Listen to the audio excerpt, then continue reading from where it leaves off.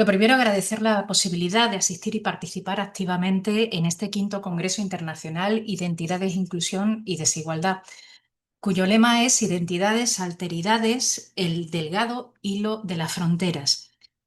Participamos concretamente en este quinto Congreso Pilar Blanco Miguel, Alfonso Chávez Moreno, Yolanda Navarro Abal y yo, que soy Belén Ríos Vizcaíno. Vamos a participar en este evento online con una comunicación que se llama ICTIS, Movimiento Cristiano LGTBIQ+, de Andalucía, desde una perspectiva de género. Y va a estar inserto en el simposio La mirada de la sociología hacia la construcción de sociedades inclusivas. Concretamente, este quinto Congreso Internacional pues va a estar y se va a llevar a cabo, está calendarizado para el 29-30 de mayo. En España, con la entrada en vigor de la Constitución española en 1978, se garantiza la libertad ideológica, religiosa, espiritual y de culto, tal y como recoge en el artículo 16. También el asociacionismo en el artículo 22 y la participación con el artículo 24. Con esa democracia instaurada en 1978 se disuelve la constreñida simbiosis política religiosa incubada durante la dictadura franquista, que fue desde 1939 hasta 1975, la muerte del dictador Francisco Franco, y canalizada a través del nacionalcatolicismo. Garantizada la confesionalidad, se promueve el laicismo, estableciendo la separación entre las instituciones del Estado y las organizaciones religiosas, concretamente de la Iglesia Católica. La libertad deja de ser una prohibición que fue impuesta durante 4 décadas para ser un valor superior, tal y como recoge el artículo 1.1, y un derecho inherente, tal y como recoge la Constitución española en el artículo 10. Las vivencias religiosas y espirituales diferentes al catolicismo o la ausencia de las mismas dejarán de ser causa de persecución y violación de la integridad de quienes la profesaban, según el artículo 15. Con el principio de igualdad, la religión y la opinión o cualquier otra condición personal o social en la que podemos perfectamente enmarcar la diversidad sexogenérica no puede ser bajo ningún concepto una causa de discriminación.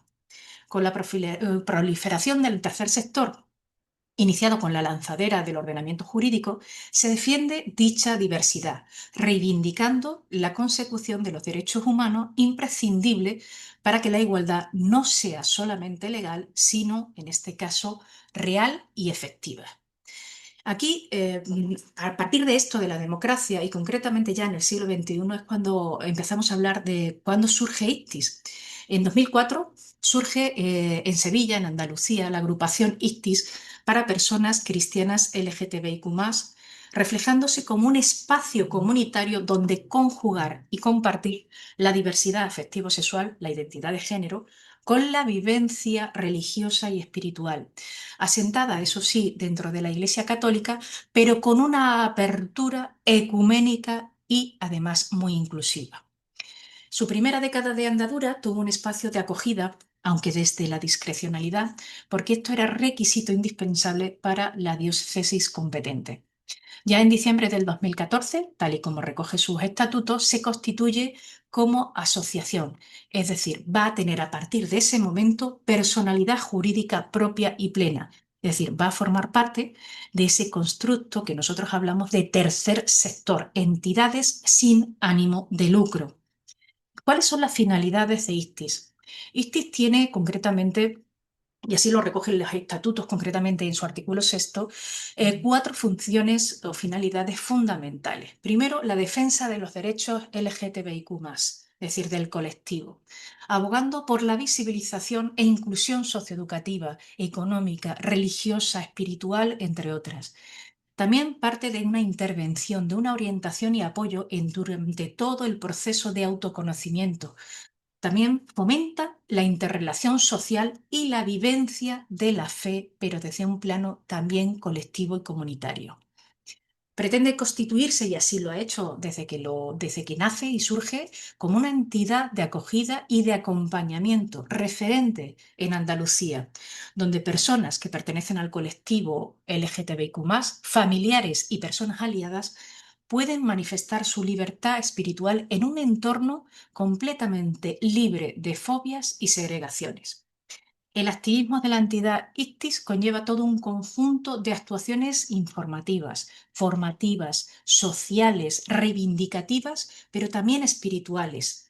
Parten desde actuaciones de sensibilización y de concienciación, además de llevar a cabo un proceso importantísimo de acompañamiento y de acogimiento a aquellas personas que se acercan a la entidad y que por supuesto lo necesitan.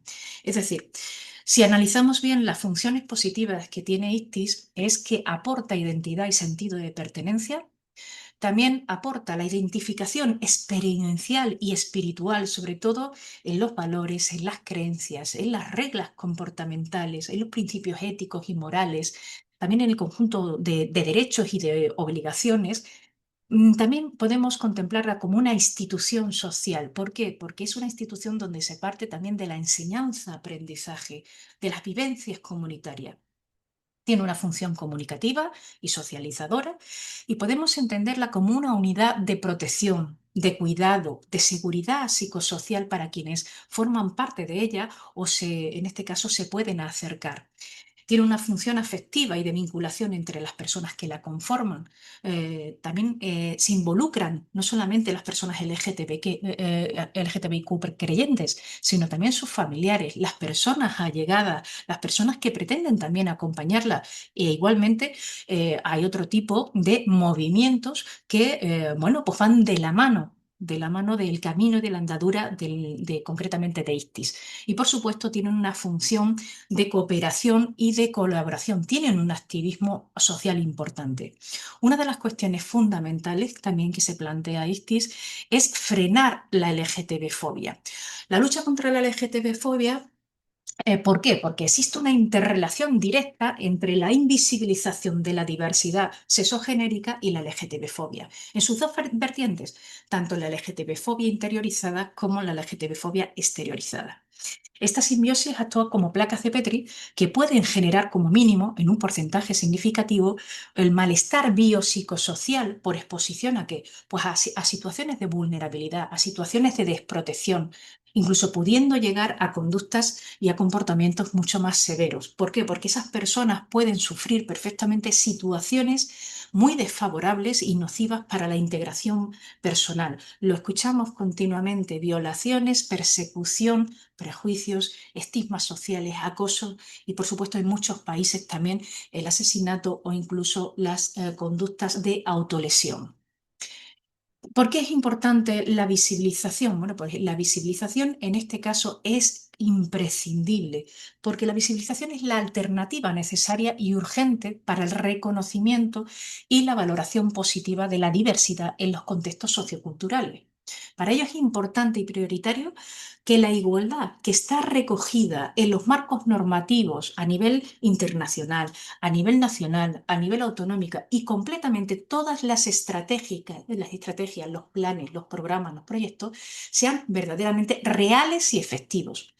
Estos tienen que venir acompañados ¿de qué? Pues de actuaciones integrales, de medidas positivas y, por supuesto, de una financiación.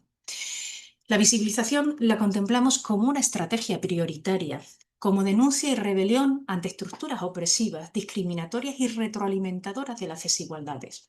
Es importante que desde la innovación y la gestión del conocimiento, que estamos en este caso en este congreso, también se ahonde en analizar, estudiar y transmitir que entre las causas de la LGTB-fobia interiorizada y exteriorizada, muchas personas del colectivo y por ende doblemente más en las mujeres sufren precisamente todo tipo de discriminaciones y algunas llegan incluso a ese sexilio que se están planteando en este momento.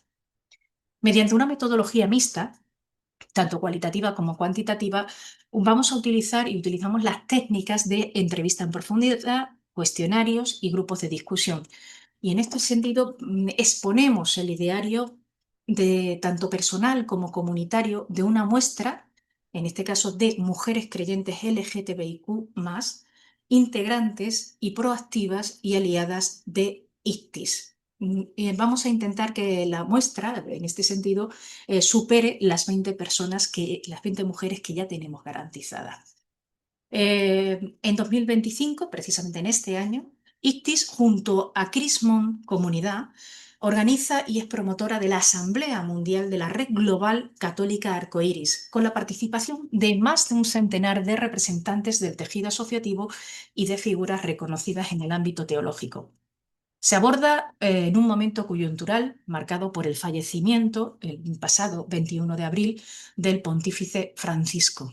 Pretendemos, en este caso, dar a conocer, mediante estas comunicaciones y mediante este trabajo, la labor de esta entidad, de ICTIS, siendo referente en la visibilización de la diversidad sexogenérica desde una dimensión religiosa, incorporando la perspectiva de género.